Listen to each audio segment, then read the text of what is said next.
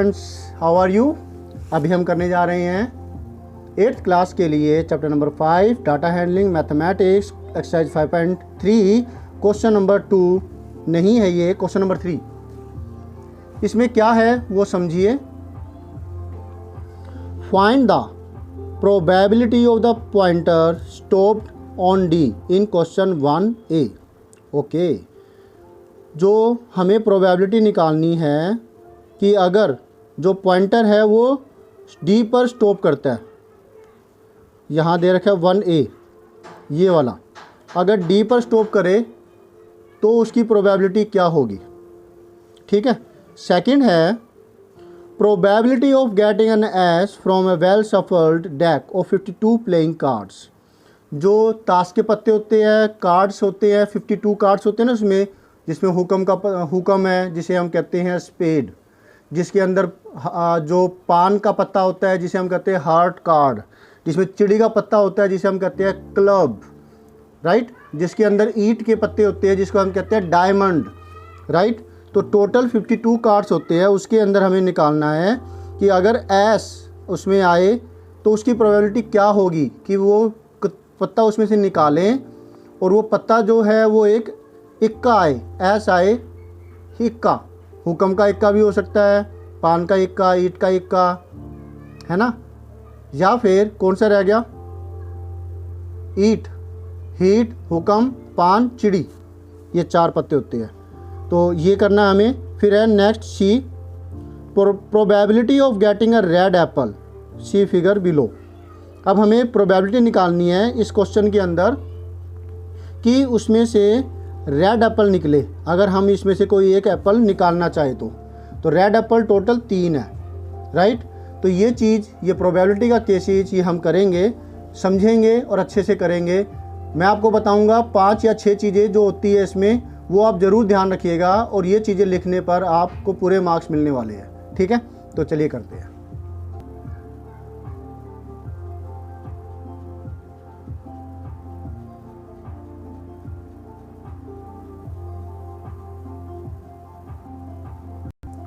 पहला सम है, ये करते हैं सॉल्यूशन थर्ड का A part. Probability of pointer stopping on D. तो मैं क्या करूँगा, पहले इसकी इवेंट मान लेते हैं। Let E is the event of getting या फिर इसमें से लिख देते हैं statement of the pointer stopping on D. तो वो हमने ई इवेंट मान ली। ठीक है। अब इसके बाद नंबर ऑफ फेवरेबल केसेस, एक चीज़ इवेंट मानना, दूसरी चीज़ नंबर ऑफ फेवरेबल केसेस। अगर आपको डी पर ही स्टॉप करना है तो आपके फेवर में कितने हैं, सिर्फ एक ही डी है, 5 में से एक ही केस आपके फेवर में है तो वो 1 हो गया। Total number of cases, total number of cases कितने हैं, टोटल 5 सेक्टर है ना इसमें, तो टोटल केसेस हो गए 5, 5 में से एक आपके फेवर में है। ठीक है। अब हमें निकालना है प्रोबेबिलिटी, यानी कि PE, इसको ऐसे लिखते हैं प्रोबेबिलिटी ऑफ इवेंट E। ठीक है। तो अब हम इसमें करेंगे फार्मूला है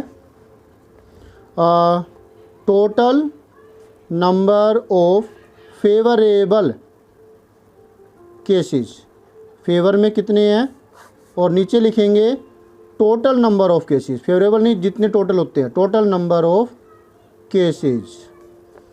तो फेवर में आपके थे 1 और टोटल थे 5, 1/5 हो गया। क्लियर हुआ आपको। टोटल केसेस जो आपके फेवर में थे वो थे 1, टोटल जो नंबर ऑफ केसेस थे जो अवेलेबल है वो है 5, 5 में से कोई एक केस आपके फेवर में है तो प्रोबेबिलिटी क्या आई 1/5। कुछ कैलकुलेशन अगर होती तो वो फिर हम उसको नाम देते 4। क्लियर है। तो इसे नाम देंगे 3, इसे नाम दिया 4। पांचवा जो नाम होगा कुछ काटा पीटी करे तो उसको पांचवा जो चीज़ है वो आपको ध्यान रखनी है। और जो लास्ट है हमें लिखना है answer, required probability.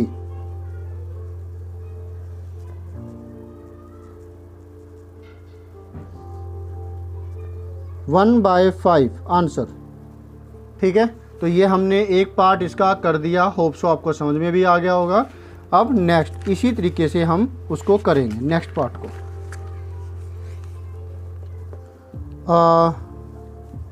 B part, let. अब हम इवेंट लेंगे F is the event of getting, क्या गेटिंग, ये getting an ace from a well shuffled. Well shuffled का मतलब अच्छे से मिलाए हुए, यानी कि कोई ऐसे नहीं है कि भी हर जगह हुक्म के ही है या फिर वो 1 2 3 4 ऐसे सीरीज में आए हुआ, जैसे नई जो गड्डी होती है उसमें एग्जैक्टली सही से जचाए हुए होते हैं। Well shuffled deck of 52 playing cards.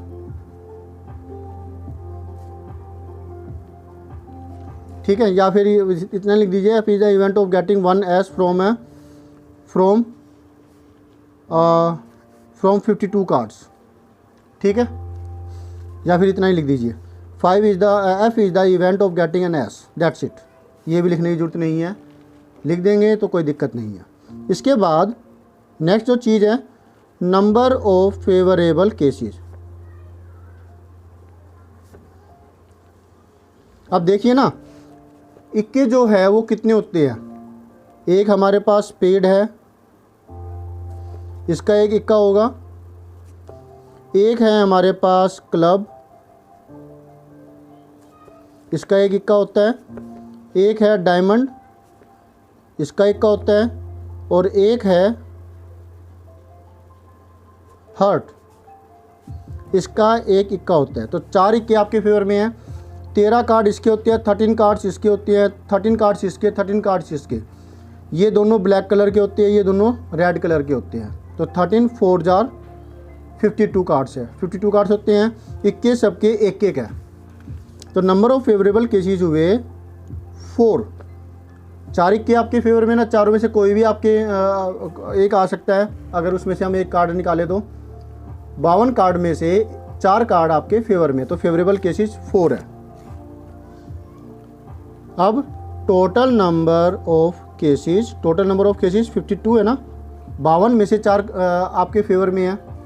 अब है प्रोबेबिलिटी, उसके लिए हम लिखेंगे PF, formula total number of favourable cases upon में total number of cases. Favour में जितने आपके हैं वो 4 है, टोटल 52 है। तो इवेंट लिखना, favourable cases, total number of cases, probability का फार्मूला लिखना, कैलकुलेशन करनी, 4 1 जार 4 13 जार 1/13, और फिर लास्ट में आंसर लिखना। ठीक है, हेंस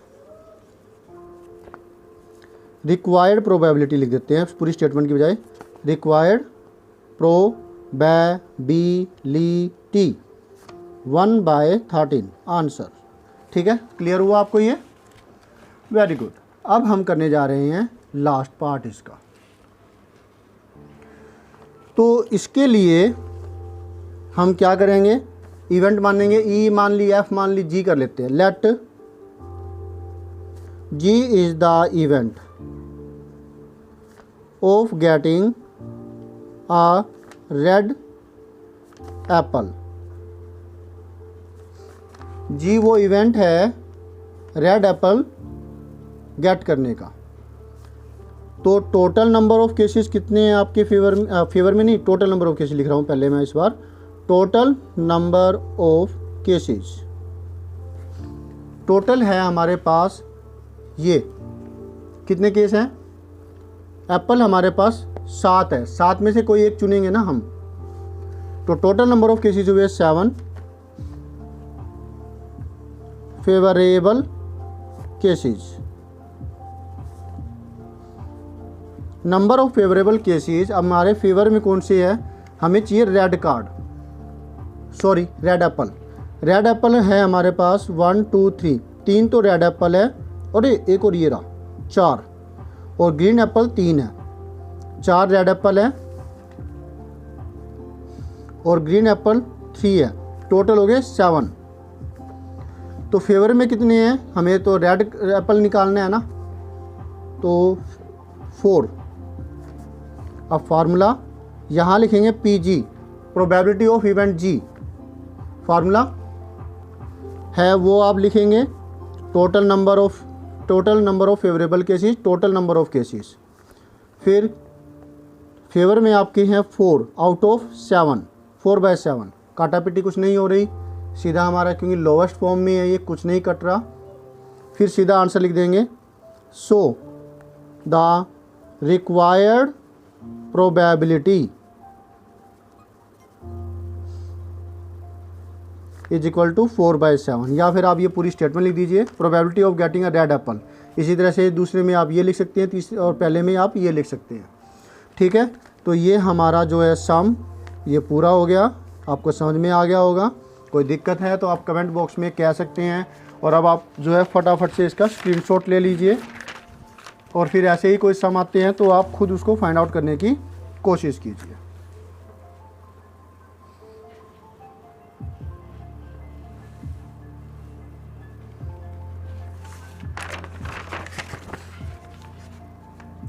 ओके, बाय।